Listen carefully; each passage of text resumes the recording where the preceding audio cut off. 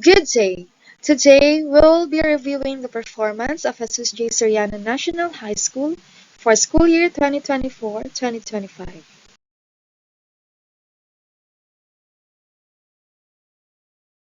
What is SRC?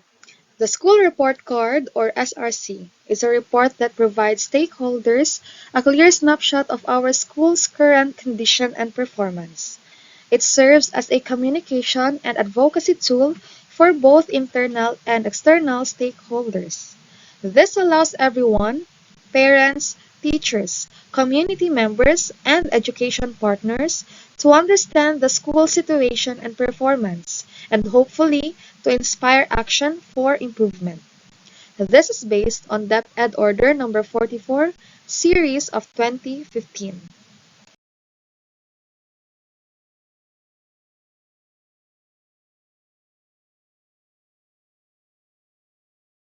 This is the snapshot of the said memorandum. The School Report Card, or SRC, is composed of the following data. First, we have our school profile, which consists of enrollment, health and nutritional status, learners' materials, teachers' professional development, funding sources, and school awards and recognitions.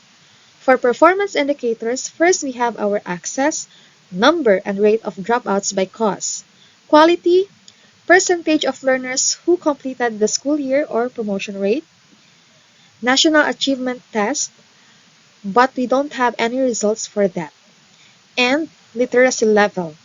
For governance, we have our school-based management assessment level, child-friendly school survey result, stakeholders participation, learner-teacher ratio, learner-classroom ratio, learner-toilet ratio, and learner-seat ratio.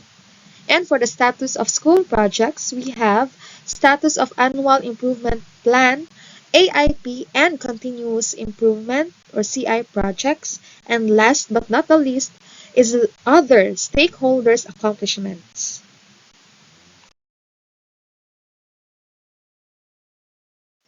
Now, let us review the data under school profile.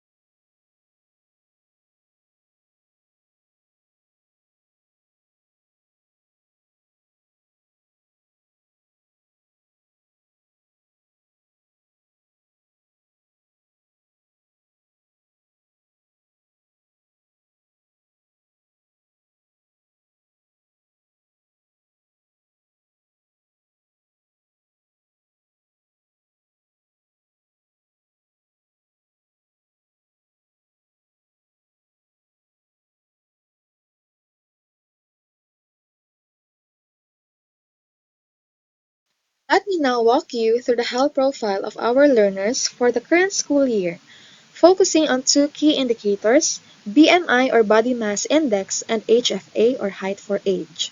Let's begin with the BMI. A majority of learners fall under the normal BMI range, 1,015 males and 967 females. However, some fall outside this normal range. 87 males and 84 females are classified as obese. 64 males and 77 females are overweight. On the undernourished side, 23 males and 57 females are wasted, while 8 males and 5 females are severely wasted. Now let's take a look at the height for age. The majority are in the normal range, with 1,084 males and 1,061 female learners. 33 males and 18 females are considered tall for their age. 1 male and 2 females are classified as stunted. 78 male and 78 female learners fall into the severely stunted category. Overall, we observe that 15.2 of male learners, or 182 out of 1,197, fall outside the normal health status. Meanwhile, 16.64 of female learners, or 193 out of 1,160, are also outside the normal health status range. These numbers remind us of the importance of maintaining nutrition and wellness programs in our school. Monitoring and addressing the nutritional status of our learners helps ensure not only their physical health, but also their capacity to learn and thrive.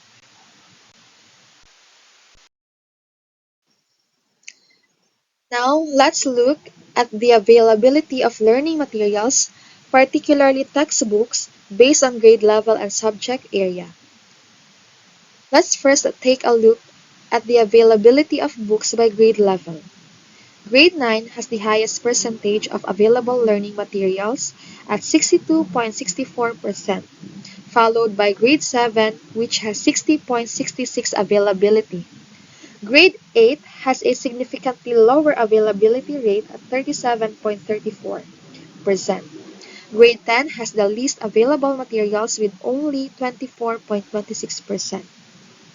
This shows the disparity in the distribution of learning materials across grade levels, highlighting the need for more equitable allocation, especially for grades 8 and 10. Now, shifting to the availability of books by subject on the right. The subject with the highest books availability is Science at 95.30%, followed by ESP at 86.67% and Filipino at 81.29%. Other subjects such as music, arts, PE, health, and math all hover around 77 to 80% range. Meanwhile, English and Araling Palipunan fall below the average, with 63.35 and 54.03% respectively. The lowest availability is seen in TLE-related subjects, with TLE-HE at just 3.01% and TLE-IA at 1.35%. Overall, the average availability rate across all subjects is 64.9%. This data clearly indicates a need for increased support in providing learning resources, especially for the upper grade levels and subjects with critically low book availability. Addressing this gap is essential in ensuring quality and inclusive education for all learners. First, professional development. As shown in the pie chart, we have a total of 87 teachers, and their educational levels are categorized as follows. 35 teachers, which is the largest group, have earned master's degree units but have not yet completed the full degree. 24 teachers hold a bachelor's degree, making this the second largest group. 21 teachers have completed their master's degree, showing significant professional advancement. 5 teachers have already earned their doctorate degree, the highest level of academic attainment. And finally, 2 teachers have taken doctorate degree units, indicating they are currently pursuing their doctorate studies. This data highlights a positive trend towards professional development among our educators, with a significant number pursuing or having achieved graduate level education. Investing in further educational advancement opportunities for our teachers can continue to enhance the quality of education in our institution. Now let's talk about the funding sources of Jesus Soriano National High School for school year 2024-2025.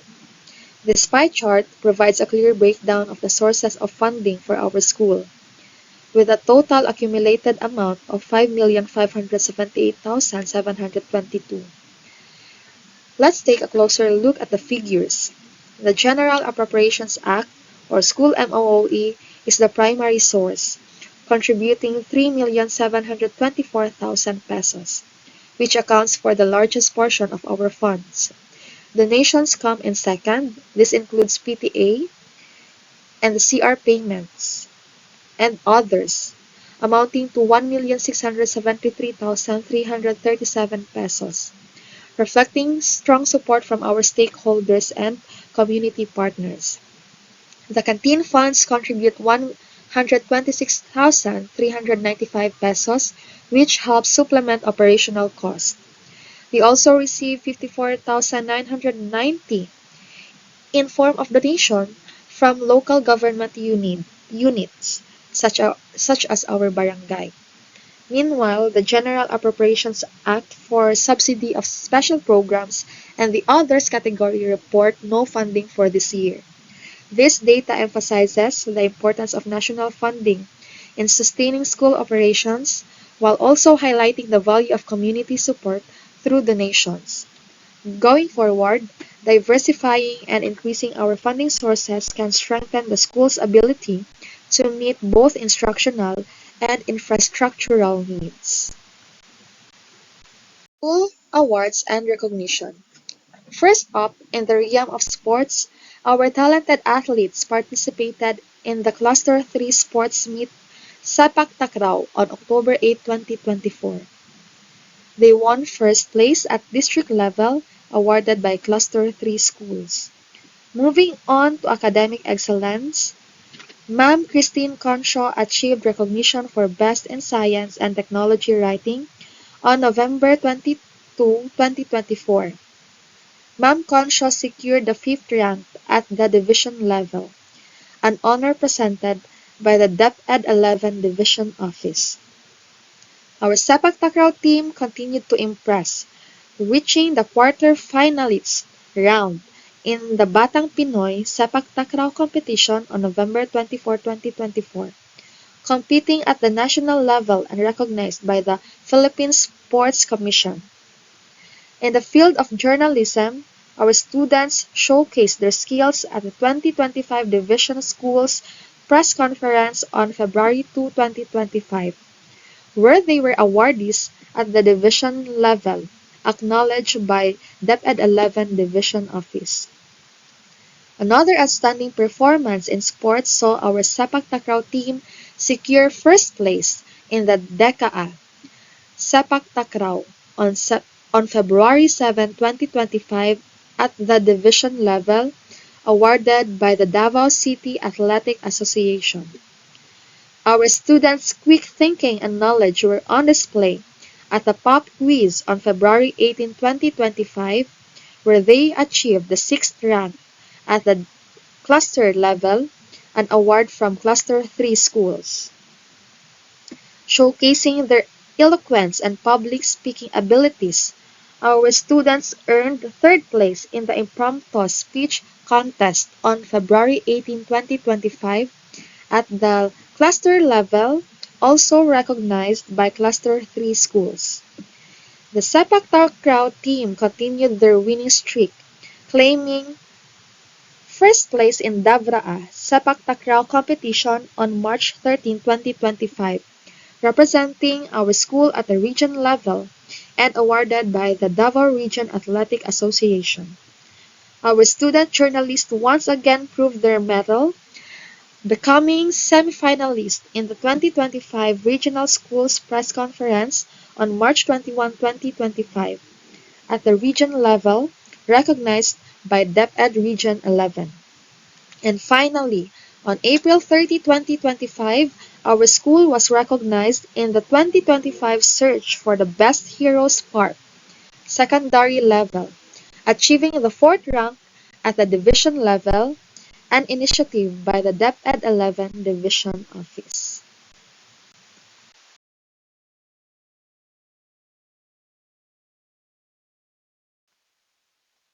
Now, let's move on to performance indicators data, starting with the number and rates of dropouts. Consistently, from school year 2022-2023 until 2024-2025, there were no recorded dropped out students, both from junior high school and senior high school. Let's move to the analysis of the school's promotion rate presented in two aspects. Promotion rate per school year for the past 3 years and promotion rate by grade for school year 2024-2025. Promotion rate per school year from the past 3 years. Data indicates a consistent 100% promotion rate for school years 2022-2023 and 2023-2024.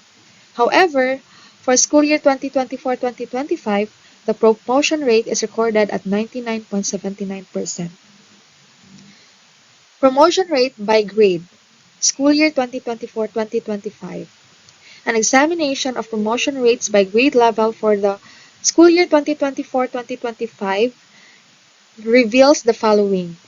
LSENS and grade 7 demonstrate a 100% promotion rate. Grade 8 shows approximately 99.3% promotion rate. Grade 9 is at approximately 99.35% and grade 10 is approximately 99.85%. Now, grades 11 and 12 both exhibit a 100% promotion rate.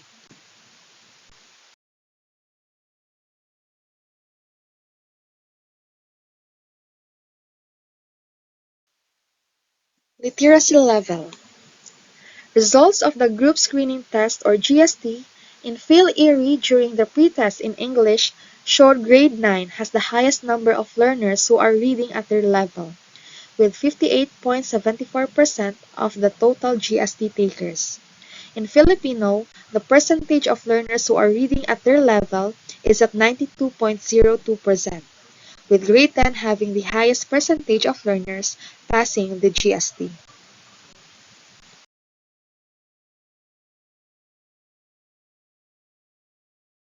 Learner-teacher ratio. Considering the standard ratio of 1 teacher to 45 students, we can assess the current distribution. Grade 7 with 44 students is within the ideal ratio for 1 teacher. The same with grade 8 with 31 students. Grade 9 with 37 students. Grade 10 with exactly 45 students perfectly meets the standard ratio for 1 teacher. Grade 11 with 23 students and grade 12 with 22 students per teacher is also comfortably within the ideal ratio for 1 teacher. Overall, based on the provided student counts per grade level and the standard 1:45 teacher to student ratio, our current student distribution appears to be effectively managed with respect to teaching staff allocation on a per grade basis. However, due to the lack of classroom, this ideal learner-teacher ratio weren't applied for school year 2024-2025. Let me present the learner-classroom ratio by grade level, with an ideal class size set at 45 students per classroom. Grade 7, the ratio is 54 students per classroom, indicating a ratio exceeding the ideal. Grade 8, the ratio is 44 students per classroom, which is within the ideal ratio. Grade 9, the ratio is 53 students per classroom. This indicates a ratio exceeding the ideal. Grade 10, the ratio is 55 students per classroom. This indicates a ratio significantly exceeding the ideal. Grade 11, the ratio is 63 students per classroom. This indicates a ratio substantially exceeding the ideal. And grade 12, the ratio is 55 students per classroom. This indicates a ratio significantly exceeding the ideal. The school's overall learner-to-classroom ratio is 53 students per classroom. This also exceeds the ideal 45:1 ratio. In summary, while grade 8 is within the ideal classroom capacity, Other grade levels currently exceed the ideal classroom size of 45 students. The overall school ratio also indicates a need for consideration regarding classroom capacity, which makes our school lacking with 5 classrooms.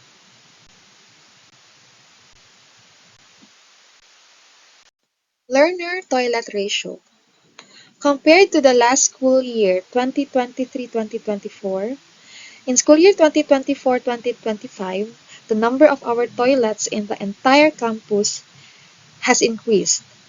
However, based on the computation, the ratio is 51 learners is to 1, but the ideal ratio is 50 learners is to 1, which means our school is lacking with one toilet only.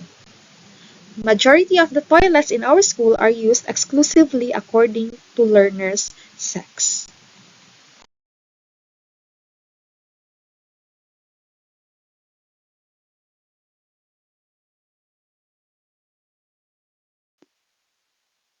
Learner seat ratio. We have a total of 2,168 seats in the entire campus. However, there are lacking seats for some learners. The learner seat ratio is 0.93 student is to 1 chair or 1 seat, which means we have a lacking of 172 seats for the whole school. Learner seat ratio. The ideal learner seat ratio is 1 student is to 1 seat. We have 2,168 number of seats. However, we have 2,340 number of students. With that, the learner seat ratio is 0.93 student is to 1 seat. Currently, there are lacking seats for some learners. We have a lacking of 172 seats for the whole school.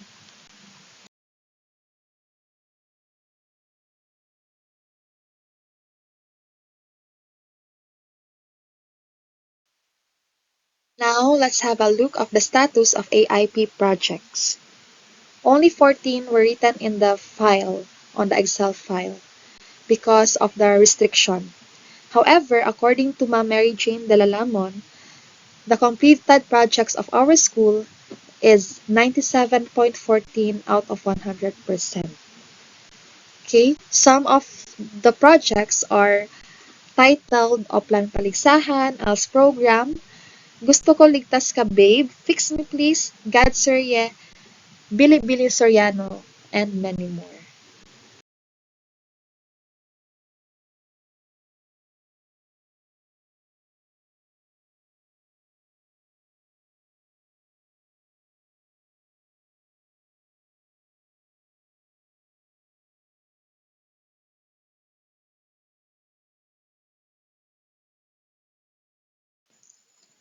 Stakeholders participation. Stakeholders of the school showed significant contributions and participation in different programs and activities. The most common general partner type is civil society, which includes the PTA, the parents, the private individuals who donated in our school. As to the specific type of partner, the people's organizations is the top contributor. And the type of contribution commonly given to the school is learner wellness, health, nutrition.